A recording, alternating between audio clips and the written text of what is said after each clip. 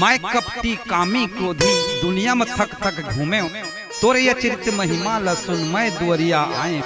खोल दुआरी दाई तोर दे दे दर्शन मूला एक झलक पा जाहूं दाई तर जाही मोर चोला तर जाही मोर चोला।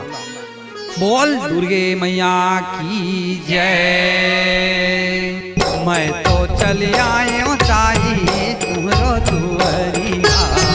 मैं तो चल आयो दाई तुमरो दुआरिया मैं तो चल आयो दाई तुमरो दुआरिया मैं तो चल आयो दाई तुमरो दुआरिया। खोल देखी बढ़िया मैया खोल देखी बढ़िया मैं तो चल आयो दाई तुमरो दुआरिया मैं तो चल आयो दाई तुमरो दुआरिया। मैं तो चल आयो दाई तुमरो दुआरिया मैं तो चल आयो दाई तुमरो दुआरिया।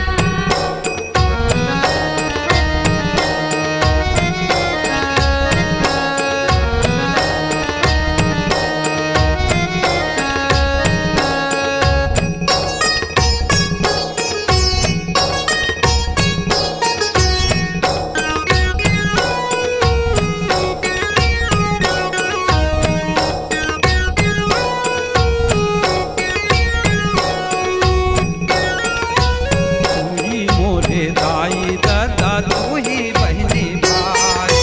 तू ही बहनी भाई उदाई तू ही बहनी भाई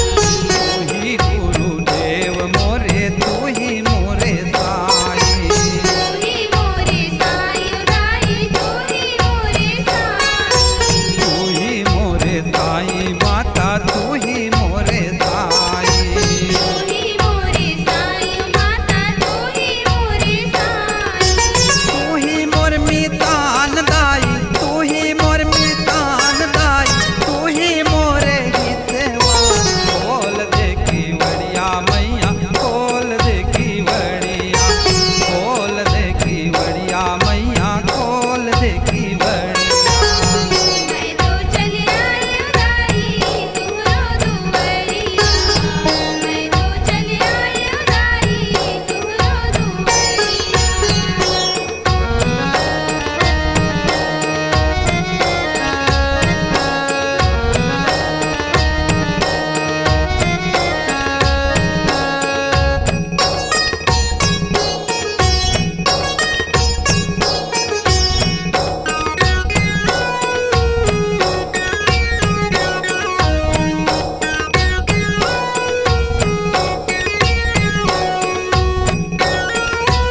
घट घट बसे हदाई तय हर नाम है आनी बानी